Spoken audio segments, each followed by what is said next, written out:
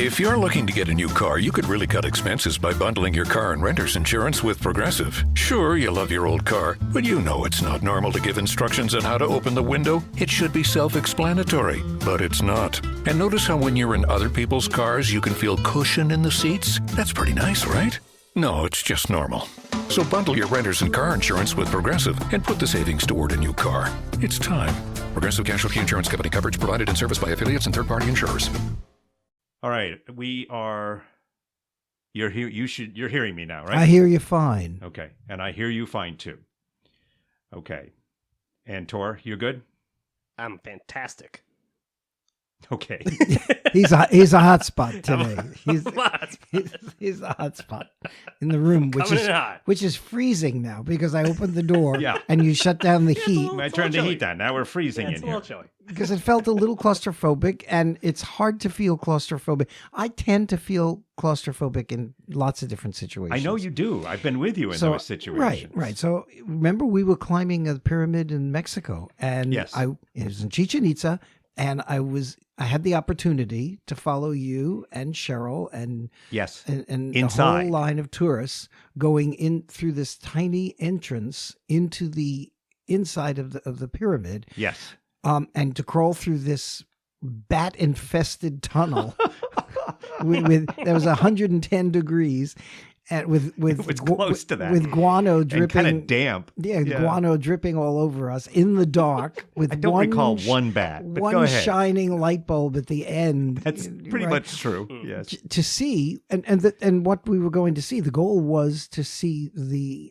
sacred leopard. I believe Jaguar. The jaguar, of course. Yes. Or a jaguar for our British listeners. And isn't a jaguar a type of leopard? I think. Was it a what? A type of leopard? Well, it was not so much a type of leopard. It Not was, that one, but I mean in general. In general, in biology, in zoology. I cannot answer specifically, no. But I think that there was a type of leopard that was supposedly around in that part of the world at that time. And this sacred jaguar was made of jewels, and there was an emeralds for its eyes in the interior of this tomb, this pyramid. And I couldn't go in because it was such a confined space. It was confined. I felt very claustrophobic, and this was hard for me on several levels. First of all, just the claustrophobia was bothersome. Yes. But it was hard because it challenged why I travel. Uh-huh. You know, here I am at this remarkable opportunity to see this incredible thing, and I was having trouble doing it simply because of a thing inside my head that made me feel uncomfortable about claustrophobia. But right. So I should be able to do this. I should find ways to overcome that. But here's the cultural thing. This whole thing talks about travel and the things that stop us from travel and the things that allow us to travel and what we expect once we get there. And right now we're in a situation where we're entering the possibility of traveling again. Well, right. And you're talking about it fairly soon. Yes. I am traveling tomorrow, actually, or Monday. Today is Saturday, so yeah, yes, right. And that's so that makes you face another situation, not totally unlike the situation in Chichen Itza to a degree, anyway, in the sense that you are more confined in an airplane. Now, does that do the same thing to you? And because of the circumstances? No, I've never felt that way in an airplane. Well, that's good, because then it goes to, that would cause a lot of problems. A lot of problems. Yes. Yeah. Never felt that way in a plane. No. It's just the claustrophobia thing. I had it when I was walking up the Eiffel Tower. You know, you can take the elevator to the top of the Eiffel Tower, or you can walk the steps, stairs, right? And even though it's open, it's this open construction. Mm-hmm. It's like an erector set, right? Yeah. So you can walk it and you don't feel claustrophobic, but I felt claustrophobic because there were people in front of me on this little narrow staircase, and there were people behind me. And so I felt like if I had to get out of here, I can't. Yeah. And so I felt very confined. So they turned several buildings in Auckland, New Zealand, into parachute jumps. Mm. These are buildings in downtown Auckland where you can go up to the top of the building, skyscrapers, I don't know, 500 stories high or something. That's a lot. maybe I'm I exaggerating. think we're in outer space at that point. But and you get to the top and you buy your ticket and you can either strap yourself into this parachute and step out on a ledge and be dropped down the side of the building into downtown Auckland. so are you on a parachute? It's not like a bungee cord or anything. No, it's a bungee, actually. Oh, it is a bungee It is a cord. bungee, Oh, okay. but you still got to strap this thing around you, right? Okay, yep. Or you can stand there and watch people do it, Okay. right? Mhm. So which one did I do? I'm gonna. You did it, didn't you? You did it. No, I'm wrong. Listen back to our New Zealand episode. Right. Yeah, we I'm did talk. understanding. We did talk about. Remember, we said we would both go and jump. I think we said naked, if I'm remembering. I think we said naked I off think so. I of think there. so. In the original bungee, where they did it over a gorge, and you can go there. I think it's in Queensland. Yeah. Or Queenstown, New Zealand. Okay.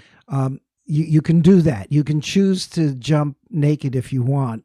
Yeah. And when I was there, I didn't make that choice, but I was there. And we're all grateful. And they were announcing the fact that if nobody wanted to watch the next jumper because they were jumping naked, we're making the announcement now, so you don't have to watch. Right. Well, of course, everybody's watching. Of course. Well, thanks Which for is another thanks reason for why they made telling the announcement. Yeah, really. Right. Of course it is. But I don't think you can jump naked in Auckland off the side of the In the building. city. In the city. No, you have to No. have to have some self-pride. Okay. When you land, you want to land dressed. Okay. Well, maybe. Like James Bond and ready to pick up the martini and go to the cocktail party. Yeah, with the tux on. Interesting. Yes. Start naked Nice. and then end up with the tux on at the Right. bottom. That would be interesting. That would be interesting. I would pay money to see that. So here's the cultural thing, because Okay. we're talking about culture. All right. Well, we are. Hold on. Wait, are we? Wait a minute.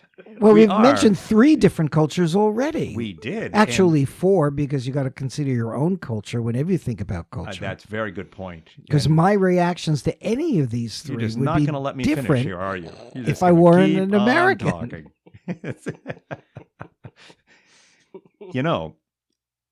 There's a reason why you recognize there were 4 cultures there, because you are, after all, Dean Foster. And from the podcast, Oops, your culture's culture's showing.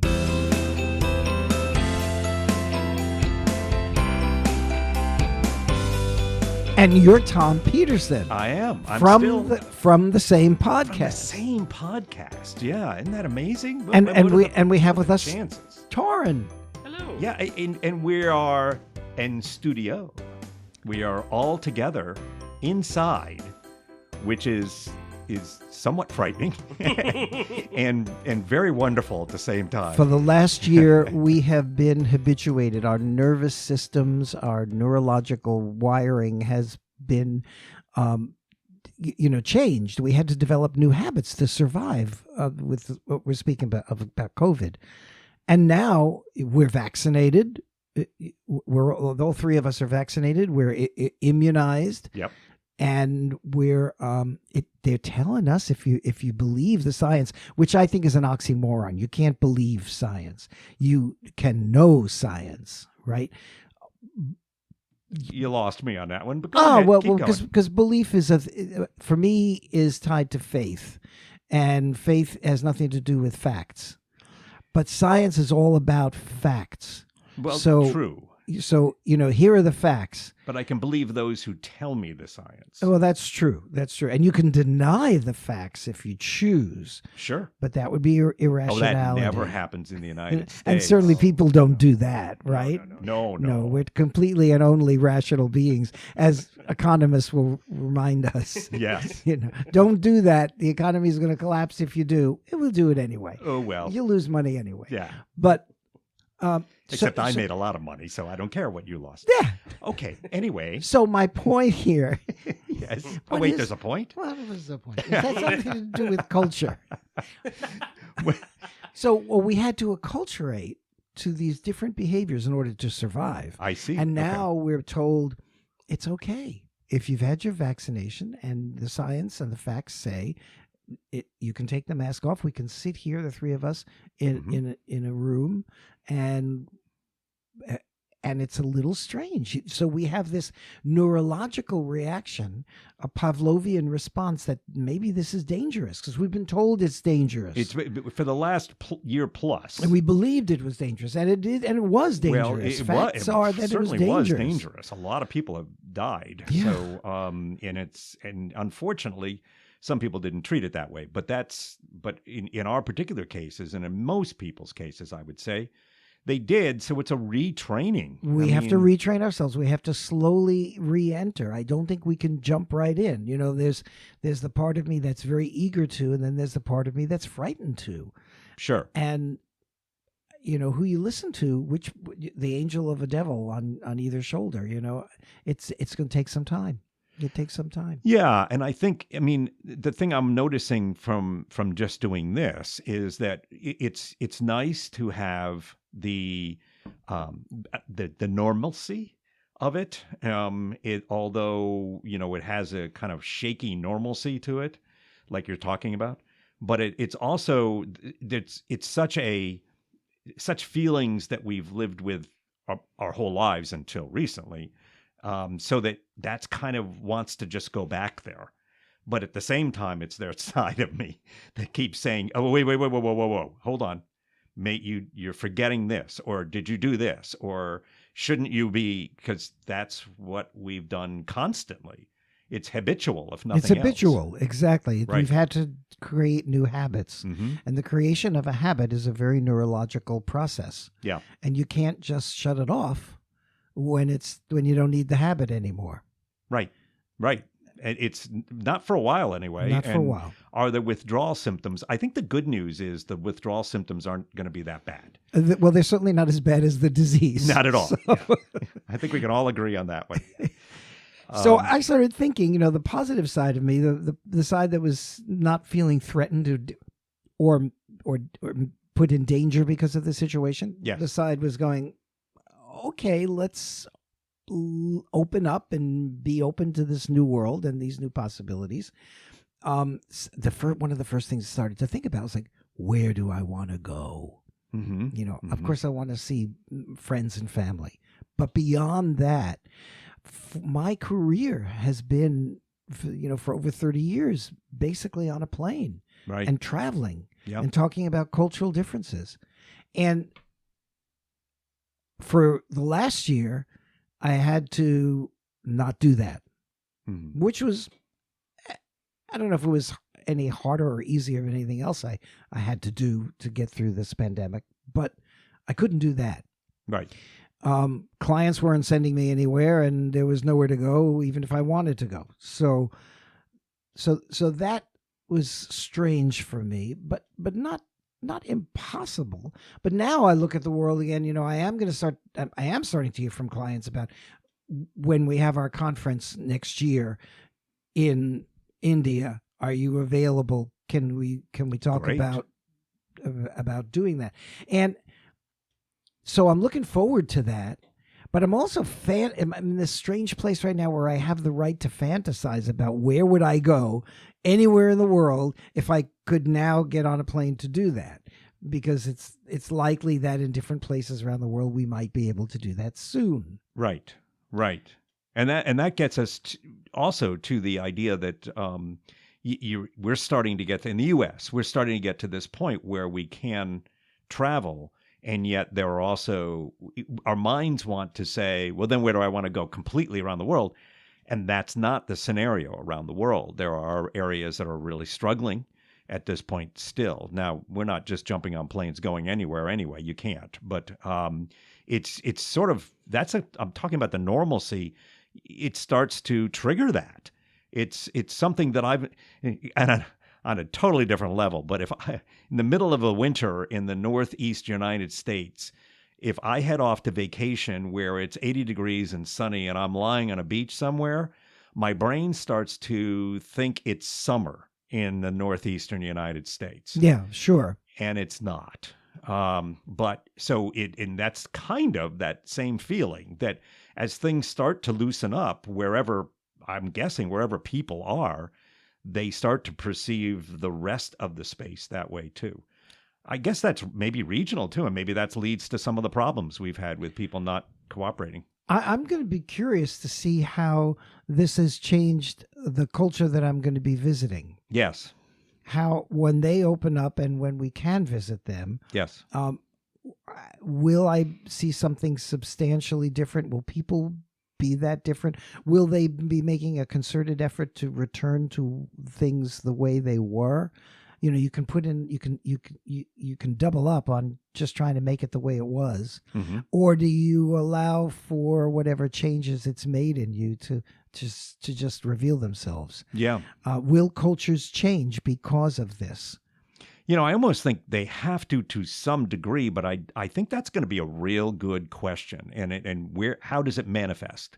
Is it going to manifest very easily noticeable? Or is it going to be something that's a lot more internal? Okay, I'm going to make a prediction. Hold on.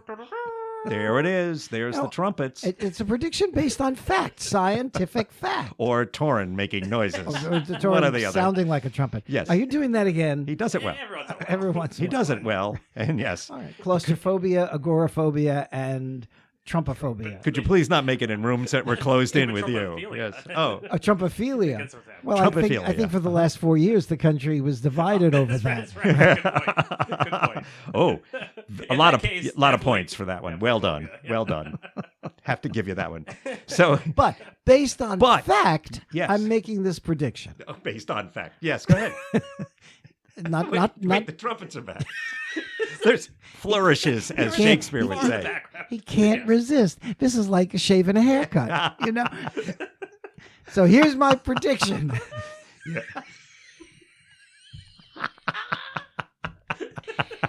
Wow, they actually went a little higher that time too. Key change. They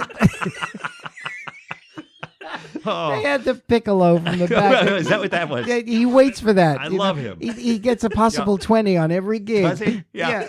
We don't need you for the whole session. I think he's one of the guys who is walking in the painting of the Spirit of '76. I think he's old. He's old. He's way in the back. But he's. We don't need you for the whole session, but every now and then, Just pop in. you know, pop in. Yeah, there. that's right. Punctuation. If you're in the area. It's like the triangle player. Ding. Right. So anyway, we didn't mean to interrupt. My prediction is That was a rough one. Very, very small Get in one. there very quickly. that sounded like he had just finished lunch. I wasn't quite sure whether And it might be. It might be. So maybe we should move on. Don't want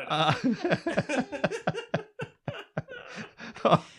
based on yes. social scientific fact, based Okay, on yes. studies of culture Yes. around the world that have gone on for the last 30, 50 years, anthropologists, sociologists, Uh-huh. all right, and in answer to the eternal question, The eternal question, or internal question, as the case may be. But go ahead. do cultures change, and to what degree, and what are the factors that cause the substantial or insignificant change? Uh-huh. All right? Yes.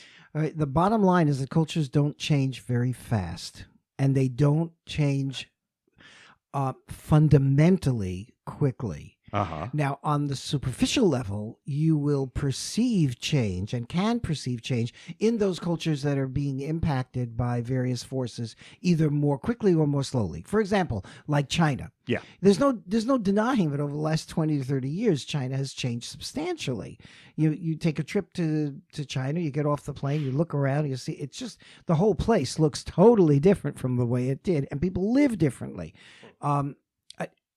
But the fundamentals of Chinese culture have not necessarily been impacted by whatever the forces were that caused this more superficial set of changes. Mm-hmm. Right? And I think that's a pattern that we see everywhere around the world. Mm-hmm. Now, some cultures aren't affected by those forces that create change, like is the case in China. There are other cultures that resist change and don't make the adjustment to inevitable forces that easily. But sooner or later, they will change too. My point here is that I think we are going to see cultures react to the pandemic at a more superficial level. So we'll see human behaviors change. I think interpersonal behaviors change to some degree. They may be more or less accommodating to the fact that they're now open to strangers when they can open up, or maybe not. I mean, we'll see. I can't predict what we'll see, but I think whatever it is we see, it's going to be more superficial than fundamental. Not enough exposure to these circumstances to create internal change. Real fundamental. But external change. I'm talking deep yeah. culture. The stuff that's come from thousands of years Right. or hundreds of years, depending on the culture, I guess. Right. Whatever that Yes. foundational culture is, that's the part that changes the slowest. Okay. And I think we're going to have the same reaction with COVID and people coming out of it. At a superficial level, we'll see some changes, and I'm not quite sure what they would be. But to predict the big picture, cue the trumpets. Wow, the trumpets were late. Wow, we're going to dock your pay for that. That used to be cute. I think the fundamental cultures that we're going to encounter are still going to be there, and those attributes that make them who they are still going to be there. They're not going to have been fundamentally changed that deeply. Okay, that's I think that's real interesting things. I mean, certainly there's going to be positive things that come out of this experience. Hopefully, yes. Well, there always is. Right. In the worst catastrophes, we end up with some positive things that come out of them. In the darkest of days, there have been silver linings. Right. And I think we can already see that in certain ways, anyhow. How long they will sustain themselves is a whole other question. I'm looking at, obviously, we've been mostly stuck in the United States for a year or so now, and looking at the way people have behaved and done things, both positive and negative, but certainly looking on the positive side of people taking it seriously and following like that. I think I said this back when we first did some podcast after we got into the COVID situation. It amazed me that the numbers of people in this country who actually did follow the advice of scientists and continued to follow it and adjusted to it when they learned more and more and all of that. I'm actually amazed that this culture really did do that. The numbers were as big as they were. There's a lot of focus on the people who have not. I think it's easier to focus on that and see that. But an awful lot of people have followed the rules, and an awful lot of people have done the social distancing and have worn the masks and have behaved in that fashion. And I think that is not it's not the perceived culture of the United States to do that. And I think, again, we're not talking in the United States, we are not talking a culture that can even remotely be compared with the Chinese culture and the depth of the Chinese culture and where it's come from. Because I think the numbers of years that they have been in existence and sustaining it with that slow adjustment that you're talking about, slow adjustments over those years, we barely are a blip on the radar in comparison. Nevertheless, we have a whole perception of ourselves that says we are one thing. And then we oftentimes behave in ways that say maybe we're not. Well, black and white is always an easy default. So, it's easier to define yourself in black and white terms, any culture. But those black and white terms become very stereotypical and they fall apart upon close inspection, right? The U.S., like I think any culture, is a complicated culture, and we have always struggled with this issue of our Enlightenment traditions, which is science, which is fact, which is the focus on human possibility and providing equal opportunity to all people. This is our Enlightenment tradition. But then we also have all these other traditions, with the toxic individualism. And I think we spoke about that, where independent of rationality. I have the right to be as stupid as I want to be because Yes. I'm an individual. Yes. And even if it threatens your health or public health or anybody else, I have the right to be as stupid as I want to be. Right. And so you have that toxic individualism multiplied over millions of people, and you get a highly unenlightened tradition. And so these two traditions, I think, have always lived in constant tension with each other in the U.S. And you're right, Tom, that looking back on what's happened over COVID, it's kind of a petri dish, an experiment, and an example of how these two very fundamental strains of American culture, U.S. American culture, come in conflict with each other, and how it all turns out at the end of the day. And in the middle of COVID, I felt a certain desperation and felt a bit overcome by seeing the anti-Enlightenment tradition so powerfully whipped up by the politicians, by Trump and by others. Yes. And I wasn't sure that this country really was going to come out of it with the Enlightenment tradition intact. Right. But we did, and we are, and I'm feeling optimistic about that. But I think one of the lessons I think we come out of this with is that we have to always be eternally vigilant. Because we have these different traditions. And I think that kind of takes me in the direction of making you give more predictions here. But for No. Is that, no? but Okay. hold the trumpet, mute the trumpet for me, please. Thank you. Well, you mentioned China. Yes. And we can try to make some predictions around that, which would be absurd, I think, but we can try. You want to predict China?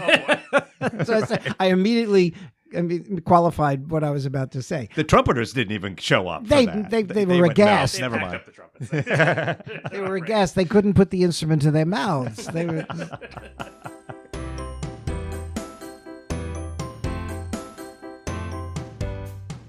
I do have a quick question for Torin here, because he had a rather unique experience of his own, and I think we've talked about this a little bit in the past ones about COVID, but maybe not.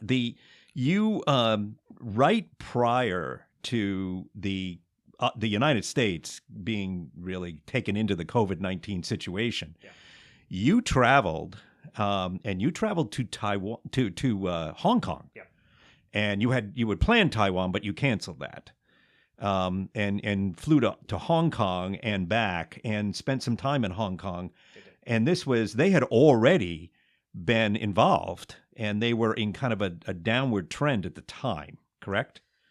Well, they weren't in a downward trend, I don't think, but it was still, there was community spread of coronavirus, but it had spread to, I believe there were 130 cases at that time in Hong Kong and 4 deaths. So it was just very early in that situation. And, it was a situation where in the US, there was not any reports of community spread yet. That actually happened when I was in Hong Kong. So I had already traveled there by that point. And so this was all happening, I'm reading about all this on the news that's going on in the US that I'm going to be heading back to. But anyway, while in Hong Kong, it was still a time where the CDC was saying to Americans that you don't need to wear masks. And actually we're saying there may be downsides to wearing masks. Yes, the initial response was you don't need to wear the mask. Yeah. Shouldn't wear the mask. Yeah. Right. And so I was there. The reason I went was to visit a high school friend who lives there and has lived there for many years. And so we were going around Hong Kong with no masks on, and everyone else was masked. We were not masked. So looking back, You were lucky. yeah, it's hard to just imagine now that's Well, and the we situation lived, where I wasn't masked. right, and we lived through a time when, looking back on it, we're all going to say, "Oh my God, I survived," or "I Yeah. knew people who didn't," and how did we all get through that? Right. And I think Hong Kong, a Chinese culture with a very different political system and a different set of political values than mainland China, but Beijing, but still a Chinese culture. The way they dealt with it was in a very traditional Chinese way. Yeah. Right. And to your point, Tom, about China and making predictions about China, I think like what the rules tell us, what the research tells us is that China's fundamental ways of doing things have not been really impacted. And in fact, I think their whole response to the coronavirus is representative of fundamental Chinese values. Mm-hmm. Okay. And so, and they're so entrenched, it would be hard to believe that a year and a half or whatever would have even a couple of years would have an impact, like you've been saying, have any more impact than a external type of influence. Right. Exactly. It's they measure time geologically. Yeah. In China. Yeah. Right. Yeah. And we measure time here as if we're going to run out of it. Right. Absolutely. Yes. So as we are getting later in this podcast, let me pin you a little bit here. I want you to why? There it is. Is that the triangle or that's the pin? That's the pin. That's just the pin. Yeah. Just the pin. I see. So what I'd like you to do is to give me a prediction for something you think might potentially change in the United States. Yeah, I feel like, wait, let me put this enormous oversized turban on my head. I feel like Johnny Carson Maybe and the great Karnak. Yes. Karnak the Magnificent, I believe it was. Yes. Always the magnificent. Yes. Let's see what you can come up with here. What do you think? What do you think will remain behind? And we've already established we think it's going to be external stuff because that's who we are. So what do you think is going to remain behind that we will see hanging around because of COVID-19 in U.S. culture? Yeah. Yeah, I applying the same rules. We're going to start from the proposition that U.S. culture is fundamentally not going to change quickly. All right, applying the same knowledge that we have about how cultures change. Sure.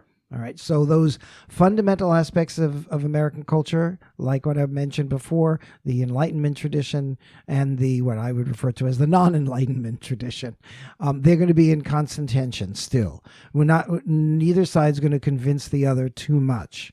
There will be moments where one is in the ascendancy as one is in the descendancy, but for the most part, they're out there, they're on the table now. And I think, the whole COVID experience kind of revealed all that to us. It tore the mirror away. If anyone was feeling complacent that non-Enlightenment America didn't exist anymore, it's out there. It certainly is. And if you were complacent in the opposite direction, well, you have the Biden administration trying to enact all of these political and social decisions based on an Enlightenment tradition.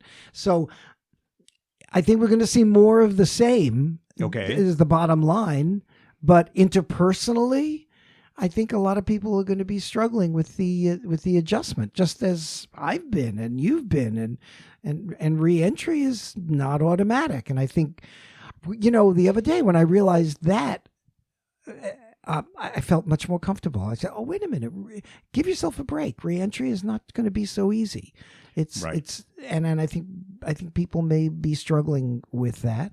You can't just start all over again. Absolutely, and I think that it's one of the great reasons for not just throwing open the doors and saying, "Okay, everything's fine now," and which has been done in a few parts of the United States and maybe done in some other areas as well of the world, but certainly in some areas of the United States where they have just said, do what you need to do what you want to do. Texas, I mean, they're not alone, but you open up the doors, but it's not even political in that sense. It's also like spring break has just happened here is happening in the United States. And that's And that's a gathering of young people who are out because college is out for a week or so, and they head out and they go to the beaches and they have a great time and they do all sorts of ridiculous, crazy things, and hopefully nobody gets hurt. But and it's a tradition, kind of, and it's something though that they've done this year to a degree. They did this year, at least in Florida, and I'm sure they probably did it in some other spots too. And yet the risk is very real still, and it's one of those areas now we start looking at that. But you can't tell me what to do attitude creeping back in, and it's like you're talking about with things not altering quickly or at all.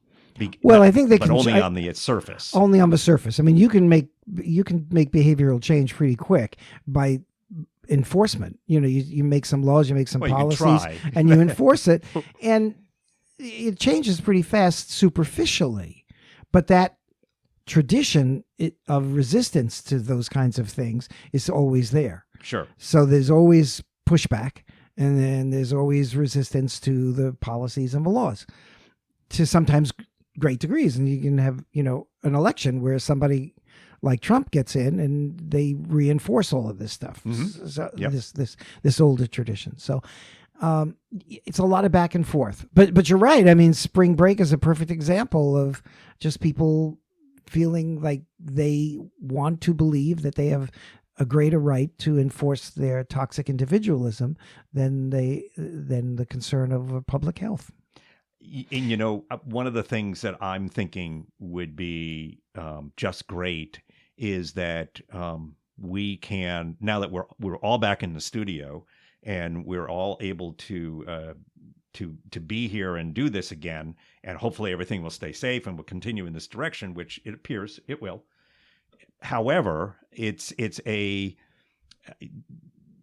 I'm really hoping that we will be able to move on and discuss other things without having the COVID-19 thing creep in every single time, because it's always there right now, and that's one of those changes. There's no way around it. Even with the vaccination, in this country anyway, if you get vaccinated and you say, well, what number shot are you?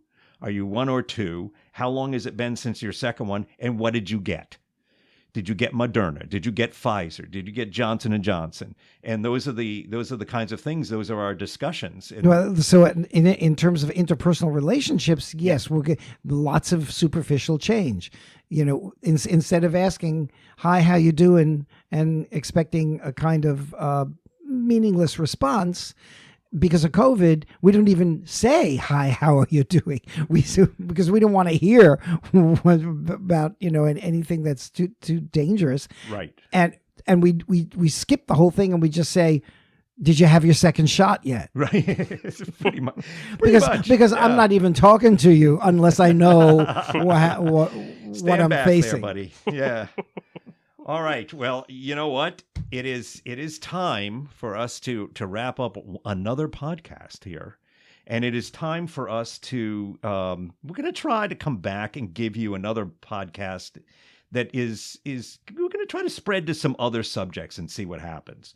I'm sure COVID will creep in and impact everything we say, but we'll do our best. For a while, but the elephant is not going to be in the room forever. No. Thank goodness. We can actually see that now, and we haven't been able to for quite a while. Right. So thank you, Dean. Thank you, Tom. And Torin, did we introduce you today, or we just say you were here, sort of? Oh, and there's Torin. Oh, they came back. He's back. I don't know. I'm here. Oh, okay. Well, okay. We'll see. He may not be here the next time. We'll see how it goes. Who knows? Who knows where he'll be? It's like Tiny Dancer in the little box. You just close the lid. Any more than that, we have to pay for it. Yeah, exactly. Yeah, right. So Dean Foster. Tom Peterson. Yes. Well, this has been Oops. Your culture showing. Smell ya.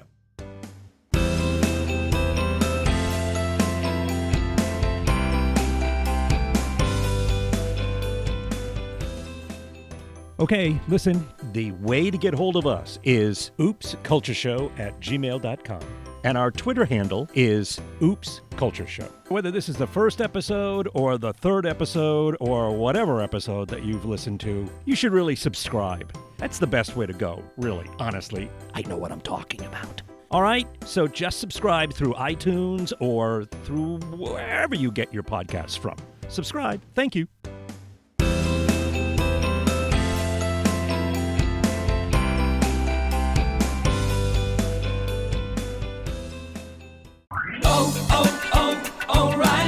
When you need auto parts, O'ReillyAuto.com is just a few clicks away. We offer convenient options for you to get your parts quickly. Order online and pick up for free at your local O'Reilly Auto Parts store. We'll even bring it out curbside. Or you can have your parts delivered right to your door with free shipping on most orders over $35. Visit O'ReillyAuto.com. O'Reilly Auto Parts.